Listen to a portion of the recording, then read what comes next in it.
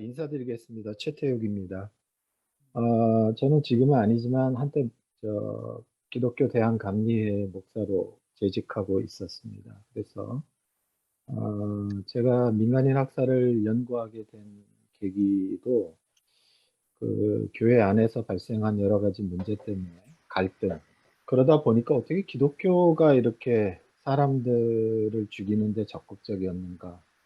또 그 이후에 기독교가 화해의 종교, 평화의 종교라고 하는데 왜 갈등의 종교, 갈등의 중심에 있는가, 뭐 그런 것들을 고민하게 됐습니다. 한국전쟁 당시에 주요 가해자가 그리고 가장 적극적으로 사람들을 학살한 주요 지휘 명령자들이 대부분 다 기독교인들이었습니다. 중심부, 예를 들어서 내무부나 또는 검찰이나 또는 그 국군 쪽에서 학살을 주의 명령한 사람들, 그 계통에 있었던 사람들 중에 유독 두드러지게 학살자로 나와 있는 사람들은 대부분 기독교인이었습니다. 그래서 그런 와중에 이제 또 제가 서산태안을 조사하게 됐는데요. 서산태안에서 그 구역 혐의 희생자를 조사하면서 지역마다 편차가 존재하는 것을 알게 됐습니다. 예를 들어서 소읍면 모항리 같은 경우에는 70여 명이 희생되었는데 다른 지역, 어느 지역은 한두 명이 희생되었고 그래서 이렇게 많이 희생된 지역과 적게 희생된 지역들이 이렇게 존재했습니다. 해안에는 한 개의 경찰서가 있고 경찰서 밑에 그 지서들이 있고 그 경찰서와 지서를 통해서 똑같은 지침들이 하달됐는데 왜 이렇게 지역마다 그 희생자 수가 의 편차가 있을까를 고민하게 됐습니다. 그러면서 이게 이제 그 지역 간에 또 시족 간에 가문 간에 소작인과 지주 간에 이런 갈등이 존재했구나. 다양한 갈등이 존재했고 그 갈등을 이렇게 조금 잠재우면서 서로 절제했던 마을들은 희생 규모가 작고 이것이 폭발한 지역은 희생 규모가 굉장히 컸다라는 것. 즉, 지역의 갈등 문화, 지역의 문화가 학살에 미친 영향이 존재한다라는 것을 알게 됐습니다. 그런 과정에서 이제 기독교를 다시 보게 됐습니다. 그러면 학살의 지휘 명령자 중에 이 사람들이 소속한 단체의 문화는 어떠했는가? 그런 걸 보게 된 거죠. 그렇게 보면서 기독교가 이렇기 때문에 사람들을 많이 죽였구나라는 것을 알게 됐습니다. 그래서 그걸 논문화했고 논문화한 상태에서 그러면 현재의 모습은 어떨까? 그대로 그 문화를 이렇게 기독교가 현재까지 유지하고 있는 것이 아닌가? 저는 그렇게 봤습니다. 좀 이게 어떻게 보면 길게 갈 수 있는데 아주 간략하게 설명하고 마치겠습니다. 이거는 1905년에 그 촬영된, 대구에서 촬영된 사진입니다. 보시면 태극기하고 저는 뭐 성족이라고 하고 싶진 않고 미국기가 같이 걸려 있죠. 예, 그 다음에 조금 내려주시겠습니다.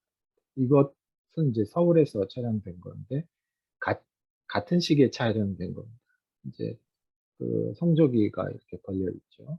조금 내려주시겠습니다. 루즈벨트 앨리스가 한국을 방문 시에 내걸었던 태극기와 성조기입니다. 자, 이게 1905년입니다. 내려주시기 바랍니다.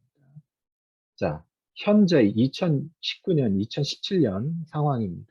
똑같죠. 태극기와 성조기. 그런데 그 옆에 보면, 오른쪽 옆에 보면 십자기들이 막 내걸려 있는 것을 볼 수가 있습니다. 당일날 제가 이 집회에 참석을 했었습니다. 참석을 한 게 아니고 지나갔었는데, 사실은 그 지금 오른쪽 상단에 있는 그 단이 있는데, 거기서는 구국기도회가 열렸었던 장소입니다. 구국기도회가 열리고 난 다음에 그 다음에 연이어서 이 집회가 열린 겁니다. 즉, 이 집회를 주도한 것은 한국 기독교입니다. 이때 뭐 정광훈뿐만 아니라 여러 사람들이 나타나서 십자기를 했고, 그 다음에 성조기하고 태극기, 심지어는 이스라엘기까지 이렇게 들게 됐죠. 그래서 저는 상징적으로 봤을 때는 그 1905년이나 1905년에 그 한국 기독교인들이 갖고 있었던 생각이 2020년대에도 지속된다. 그거는 이런 상징을 통해서 확인된다. 그러면 그걸 관통하는 게 뭐고 이걸 증폭시킨 게 뭐냐라는 것을 우리가 볼 필요가 있다고 생각합니다. 조금 내려주시기 바랍니다. 보시면 이게 정광훈 목사죠. 똑같죠. 성조기, 태극기. 예, 그 다음에 물론 이제 태극기 집회를 거의 주도하다시피 초기 집회를 주도하다시피 한 게 정광훈 목사죠. 십자가, 태극기, 성조기는 태극기 집회 내내 등장했던 상징들입니다. 이 상징들은 앞에서 말씀드린 것처럼 굉장히 오랜 전통을 갖고 있습니다. 그건 기독교의 정체성과 선교 쪽의 정체성과 연결되어 있습니다. 조금 내려주시기 바랍니다. 구한말 이후 성조기는 기독교인들에게 저는 이거를 생존으로 봤습니다. 생존을 지키는 상징이라고 파악을 하고 있습니다. 잘 알다시피 1885년이죠. 청일전쟁, 95년 청일전쟁이 일어났을 때 평양에서 그 김창식 전도인 뭐 이런 사람들은 십자가와 그 다음에 성조기를 내걸고 그 다음에 기독교인들을 그 성조기와 미국기를 내건 그 집안에 들여놓고 그 다음에 거기서 생활하면서 일본군을 피했다고 하죠. 그래서 그 이후에 평양에서는 대부흥이 일어났다고 합니다. 사람들은 생각을 했겠죠. 기독교 안에 있으면 생존을 지킬 수 있다.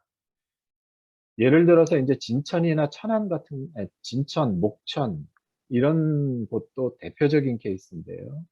이 사람들은 청일전쟁, 너일전쟁, 그 다음에 1905년, 1910년에 무조건 집 밖에다가 태극기와 성조기를 갖고 걸었습니다. 왜냐하면 그걸 걸면 그 혼란 시기에 자기 생존을 지킬 수 있고 밥 먹고 살 수 있으니까. 그게 보장되니까. 그래서 기독교인들에게 있어서 기독교인들이 왜 성조기를 그렇게 집착하냐. 이거는 그 생존에 대한 강박이 들어가 있습니다. 자, 내려주시기 바랍니다.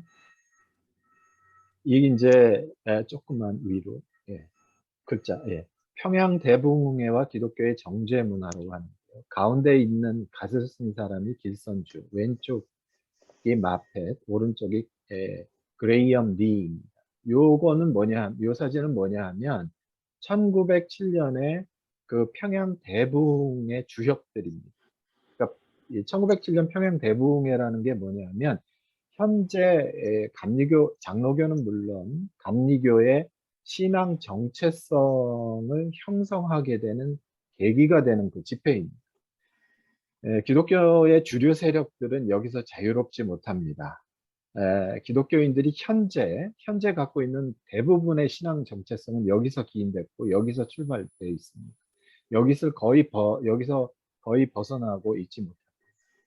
잠깐 내려주시기 바랍니다. 그러면 이 부흥 집회에서 이 부흥 집회의 특징이 뭐였냐면 평양 대부흥 운동은 죄송합니다. 한국 기독교 주류 세력의 신앙 정체성을 형성했습니다. 그런데 그 신앙 정체성을 형성할 때 복잡한 과정이 있지만 아주 단순하게 표현을 하면 죄에 대한 격렬한 공개 자복과 윤리적 비판입니다.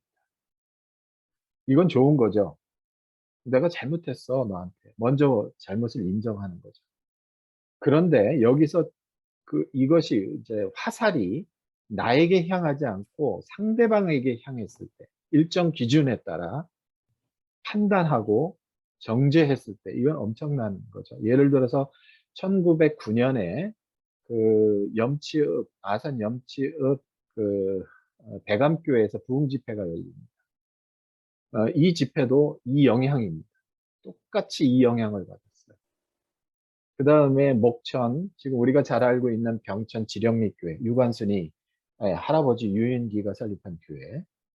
그것도 역시 마찬가지죠. 그러니까 평양 대붕이 전국을 휩쓸면서 전국 기독교인들의 한 가지 그 정체성을 심어 놓은 게 있는데, 그거는 죄에 대한 정죄입니다. 그리고 이 죄에 대한 정죄를 할 때 자기 방식대로, 자기 기준대로 정죄를 하기 시작하죠. 어. 자, 그런 것이 이제 어떤 것인지 우리가 좀 이렇게 느낌을 알기 위해서는 그 10주년 행사를 평양에서 가졌거든요. 1917년 1월 30일에. 여기에 이제 평양성 내에 12개 교회가 연합해서 그 10주년 기념 예배를 드리게 됩니다. 여기 보면 이제 방위량 장로교 선교사, 감리교 문효환 선교사, 그 다음에 뭐 길선주, 뭐 이런 사람들이 나오죠. 어, 그 사람들이 이제 그 7일간, 그 14일간 집회를 갖게 되죠. 일주일 동안은 그 부흥회, 일주일 동안 전도 집회. 근데 여기 이제 전도가라는 게 있어요. 그 전도가를 한번 제가 쭉 읽어드릴게요. 슬프도다 우리 평성내, 평양성 내에 죄에 빠진 동포 많구나. 저와 같은 형제 누가 구원할까?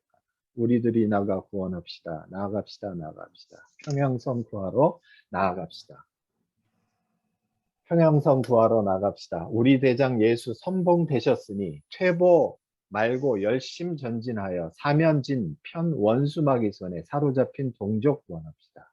성신 복음 손에 굳게 잡고 싸워 마귀진 깨쳐 승전하고서 개선가를 불러 평양 진동하게 할렐루야 아멘 찬송합시다.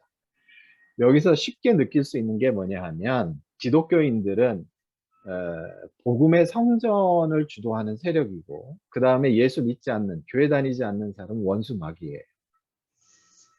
이것이 이제 그 기독교의 그 대표적인 그 정체성을 형성하게 되는 거예요. 이런 것을 그대로 답습하는 겁니다. 이것을 이북에 있는 기독교인들이 1945년 월란하면서 그대로 갖고 내어서 이제 세운 교회가 영락교회이고, 그 다음에 이제 해방교회이고, 그 다음에 그런 교회들이 에, 저, 이 38 이남, 해방 이후 38 이남의 그 기독교 세력을 주도하게 되죠. 그 세력을, 이러한 신앙을 갖고 있는 사람들이 또 서북청년단의 중심 세력이 되고, 또한 이런 세력을 갖고 있는 사람이 군부의 중심, 검찰의 중심, 경찰의 중심으로 형성되게 시작하는 겁니다. 자, 따라서 이제 제가 여기서 그 말씀드리고 싶은 것은 한국 기독교교인들의 가치 기준이 형성됐는데, 그것은 미국과 정죄라는 것입니다. 미국은 의이고, 그 미국의 신앙을 받지 못하는 사람들은 빨갱이고 정죄 대상입니다. 그러면 이게 진짜 이런지 우리가 조병옥의 사례를 통해서 좀 확인할 필요가 있습니다. 조병옥과 지령립교회 부흥회. 지령립교회는 여러분들이 잘 아는 것처럼 병찬 아운의 3.1운동을 주도한 세력입니다. 1908년 1월 조병옥의 집에서 부흥회가 열렸습니다. 이게 이제 케이블 선교사 주도로 열렸고, 이때 이제 1901년 평양 대부흥회의 연장선상에서 이 집회가 열린 겁니다. 전국으로 확산되는 과정에서. 그렇기 때문에 케이블은 평양 그 대부흥회 집회와 똑같이 죄책 고백을 중심으로 집회를 인도했습니다. 그 참석자들은 이렇게 했습니다. 극악한 죄를 깨닫게 되자 격렬하게 울부짖고 심하게 괴로워하며 자신들의 죄를 고백했다. 어린이들도 부모 앞에서 무릎을 꿇고 용서를 빌었다. 여기에 조병옥이 있었죠. 자, 그런데 이런 사상을 갖고 있던 조병옥이 미국에 갑니다. 그래서 미국을 예찬을 하죠. 그러면서 거기에 자기의 이제 신앙, 기독교 사회주의를, 사회복음주의를 갖고 들어옵니다. 그러면서 이 사람이 기독교 신우회를 조직해서 일을 시작하죠. 그런데 이 사람이 그때 주장한 게 뭐였냐면, 죄악의 세계를 제거하고 진리의 세계를 건설함을 목적으로 하였다. 이렇게 얘기합니다. 그러면서 조선사회를 지상락으로 건설하기 위해서 인간 사회의 3대 죄악의 근원, 질병, 무식, 궁핍을 제거해야 한다라고 줍니다. 아니, 질병이 무슨 죄악의 근원이고, 무식이 무슨 죄악의 근원이고, 궁핍이 왜 죄악의 근원인지 이해할 수 없어요. 그런데 이거를, 이 정체성을 가지고, 판단을 하면 이게 그 죄악의 근원이 돼요. 그래서 미국과 정제의 입장에서 한국 사회에서 해방 이후에 그 미국을 반대하거나 이승만을 반대하거나 이런 세력은 빨갱이에서 지나서 사탄의 진영이 되는 거예요. 밑에는 바로 밑에는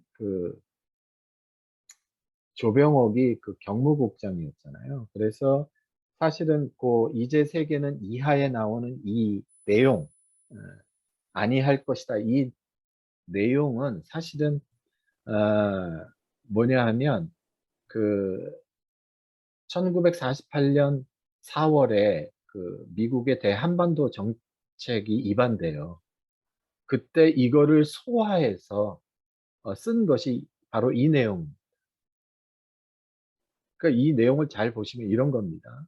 이제 세계는 조직된 공산주의 압도 도량 막기 위하여 일어난 조직이고 이하는 유엔이여 법왕, 동신협력자여 로마 법왕의 명령, 이제 파괴되자 문명을 유지하기 위하여 반공 세력이 나날이 결속되고 있다. 저 사탄의 진영, 굴복하면 몰라도 여전히 그 악을 계속한다면 그들이 무저항으로 떨어지고 말 운명의 날이 멀지 아니할 것이다. 이렇게 얘기합니다.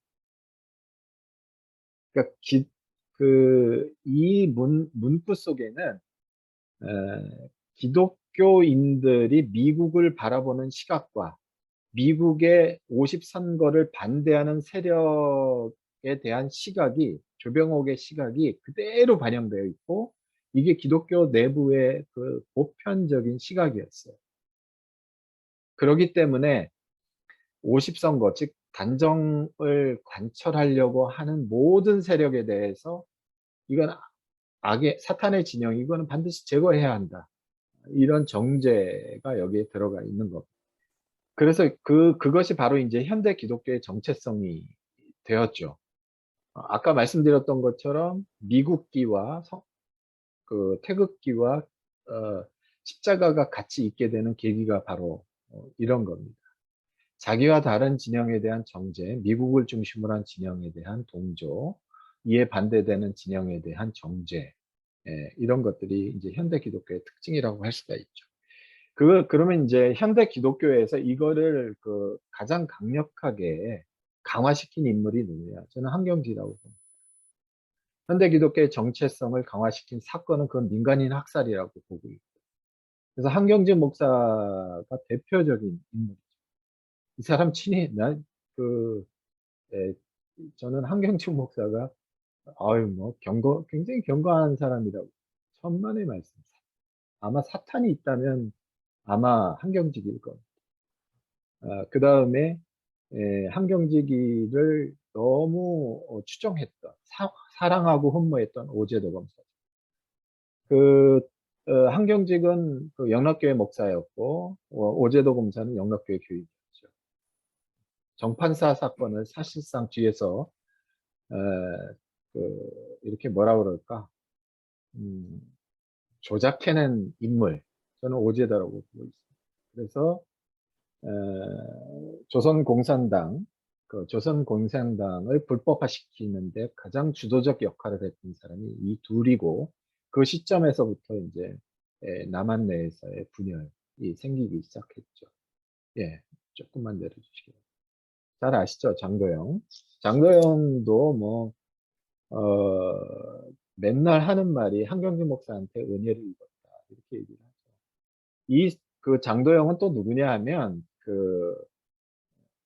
신의주 옆에 용안포라고 있죠.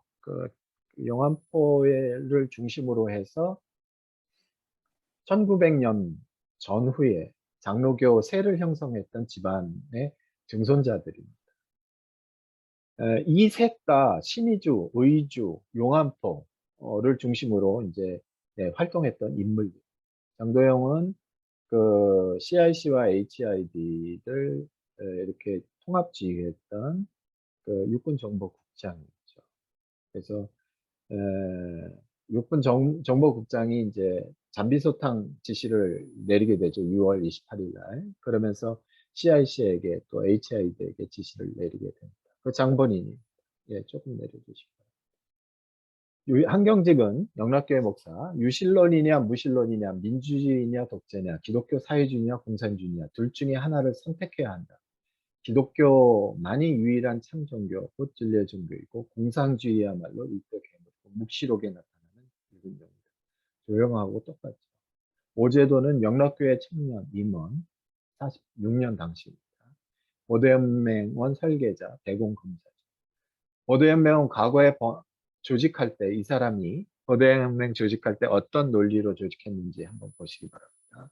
과거에 범한 죄악에 대해 구구한 변명적 태도를 단연 버리고 고백하고 참회해야 한다. 회개해야 한다. 자진전향은 그 죄를 회개한 것이며 공작전향은 이러한 착각에 불충분해서 아직도 사상적 미로에서 방황하는 동포에게 반성과 회개케 하는 지도 교화에 따라 이렇게 얘기하죠. 여기서 회개라는 단어를 막 쓰죠. 그러니까 정죄하는 겁니다. 회개라는 건 정죄. 정죄가 없으면 회개가 불가능합니다. 그러니까 보도연맹 조직 자체가 정죄를 대상으로 하죠. 붉은 용들을 따로 모아놓는 겁니다. 그리고 정죄하는 거죠. 그리고 이 사람들을 바꾸겠다는 거죠. 그런데 이 사람이 참 무서운 얘기를 했어요. 감당할 수 없으면 제거해야 한다는 말을 했죠. 그게 이제 보도연맹 처형으로 이어진 거예요.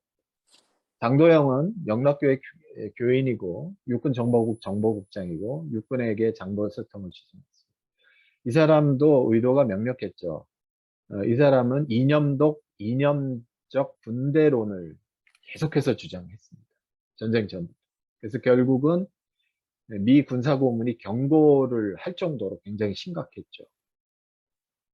그런데 뭐 전쟁 나자마자 싹 쓸어버려 이렇게 얘기를 한 거죠. 장석연은 여러분들이 잘 아시는 것처럼 이승만의 오른팔이었다가 이제 떨어진 인간이죠. 이 사람이 최초의 지시를 했죠. 보도연맹 및 예비검색 처형 지시를 했죠. 6월 28일 날. 그 다음에 조병옥, 아까 말씀드렸던 것처럼 내무장관, 지능육교회 설립자의 아들이고 미 대사관과 미 팔군과 협조하여 후방 치안 과정에서 대구 경북 지역 민간인을 대량 학살했죠. 그런데 이러한 것들이 과연 그러면 이 사람들만 이렇게 이제 학살을 지휘 명령한 사람들에게만 이러한 특징이 있었냐? 절대 그렇지 않죠. 저는 제가 왜 그 평양 대붕해와 기독교 주류 세력의 그 신앙 정체성을 얘기했냐면 바로 이런 신앙 문화가 한국 전쟁 시기에 민간인 학살에 어떤 영향을 미쳤는지를 보여주려고 하는 겁니다. 그러면 우리가 봐야죠. 1945년 해방 직후 기독교인들이 어떤 문화를 갖고 있었는지. 불행하게 다양한 그 자료들이 이와 관련한 자료들이 별로 없어요. 다 제거되고 없어졌어요. 그러나 제가 볼 수 있는 만큼 상징적인 그 자료들을 사람들의 자료들을 뽑아봤습니다. 대충 몇 개만. 해방 후 기독교인의 신앙, 해방 후 기독교의 신앙들을 보면 민간인 학살을 적극화하는 동력이 되었음을 알 수가 있습니다. 이 신앙들이. 이승만, 이승만은 말할 필요가 없습니다. 이 사람은 1946년에 이런 얘기를 했어요. 군사적 싸움이 될 때까지 사상으로 사상을 대항하는 싸움을 해야 한다. 이미 전쟁을 하겠다라는 마음을 갖고 있었습니다. 그 다음에 우리 잘 알고 있는 YMCA를 한번 볼까요? YMCA 공식 문서입니다. 48년도에 나온 30만 남녀 기독교 청년의 십자군 동지들은 유물 사상을 격파할 복음의 성전을 전개해야. YMCA 그 간사로 있었던 김치묵 목사는 기독교 청년들 한데 뭉치어 천국 건설을 위해 유물적인 외적에 대항하여 싸울 때라고 했습니다. 근데 여러분들이 잘 아셔야 될 게 빨갱이와 좌익과의 싸움이 아니에요. 이 사람들이 얘기하는 그 빨갱이와 좌익은 조병옥이 규정한 것처럼 자기와 다른 생각을 갖고 있는 사람들이에요. 예를 들어서 김구 선생님 같은 분도 여기에 포함됩니다. 황은균 목사, 유명한 목사죠. 대표적인 그 월남 기독교의 목사죠. 이 사람이 이렇게 얘기해요. 우리 기독교인들은 우리의 건국을 공산주의 유물론자에게나 어느 정당하게 맡기고 말 것인가. 신앙의 자유를 위해서 의의 선한 싸움을 싸우자. 천주교 강아우스팅은 우익 대 좌익, 민주주의 대 독재주의, 유실론 대 유물론, 예수 대 마르크스라는 사상적 십자군 전쟁을 해야 한다. 유재현 목사, 정령, 사탄과 싸워야 한다. 김춘배 목사, 마귀의 진영인 정마진과 싸워야 한다. 조금만 올려주시기 바랍니다. 김인서 목사, 김인서 장로, 정령과 싸움을 전개해야 한다. 이러한 신앙을 그대로 물려받은 사람이 있죠. 정광훈 목사의 스승, 바로 김홍도 목사죠. 철저한 방권주의자인 동시에 자기 편이 아닌 자에 대해서는 정죄하는 신앙적 정체성을 물려받은 사람. 저는 이제 좀 이렇게 말씀을 드리고 싶습니다. 한국 기독교의 주류 신앙의 그 정체성은 평양 대부흥에서 저는 형성됐다고 생각을 합니다. 그것은 자기와 다른 개인과 집단에 대해서는 악으로 규정할 뿐만 아니라 거기서 한 발 더 나가서 정령, 사탄의 진영, 뭐 이렇게 규정을 하죠. 정령, 사탄의 진영이라는 존재는 반드시 제거해야 될 대상들입니다. 바로 이런 신앙의 문화가 태극기 집회에 그대로 반영이 되고 있고, 이 신앙의 문화는 그대로 또한 북한에 대한 규정력을 갖고 있습니다. 따라서 어, 기독교 주류 세력들이 노리는 것은 중간파가 없는 겁니다. 우리가 개인적으로 또 집단적으로 자기 생각을 표출할 수 있고 정치적 입장을 밝힐 수 있습니다. 꼭 양쪽 중에 하나를 선택할 필요가 없어요. 그런데 1945년도 이후 기독교인들이 노렸던 것은 둘로 나누는 거였습니다. 남과 북, 좌와 우. 결국 한경직과 오제도가 주도한 것은 바로 이 부분이고, 이것이 토대가 돼서 학살로 이어졌던 겁니다. 오늘날 기독교도 역시 마찬가지고 남과 북, 좌와 우가 나눠지기를 원하죠. 그게 기독교 신앙의 정체성입니다. 제가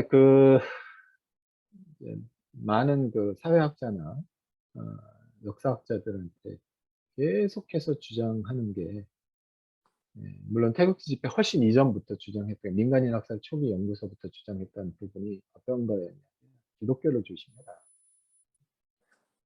최후의 결정적인 부분에서는 어, 기독교가 평화를 깨고 남북의 그 화해를 깨버리는 주체 세력이 될 거다라는 것을 은히 밝힌 바 있습니다. 그거는 제가 뭐 개인적으로 뭐 어떤 사적 의견이 아니라 제 전공이 해방 이후의 기독교이기 때문에, 또 민간인 학살이기 때문에 기독교인들이 해방 이후에 행동했던 그 양태가 어떻다라는 것을 잘 알고 있고, 또 그것이 현재 기독교에 어떤 영향을 미쳤는지를 연구해왔기 때문에 말씀드린 거였습니다. 뜻있는 기독교인들이 그 내부에서 자정 능력을 갖고 있는지, 저는 좀 많이 그렇게 할 수 있는지는 좀 많이 의심스럽습니다. 그 정도로 기독교인은 좀 많이 문제가 있고, 또 범죄를 많이 저질렀습니다. 그럼에도 불구하고 한경직 같은 사람은 어, 그 순교자 기념관을 만들어서 대응 논리를 만들고 있죠. 그리고 순교자 기념관에 수백억씩 투자를 해서 계속해서 자기 정당성을 만들어가고 있습니다. 여러분들에게 이런 실정들을 좀 말씀드리면서 넓게는 문화가 학살과 갈등, 남북 분단에 영향을 미치고 있다. 특히 그 중심에 기독교가 있다. 라는 것을 좀 이렇게 소개하면서 강의를 마치고자 합니다. 네, 감사합니다.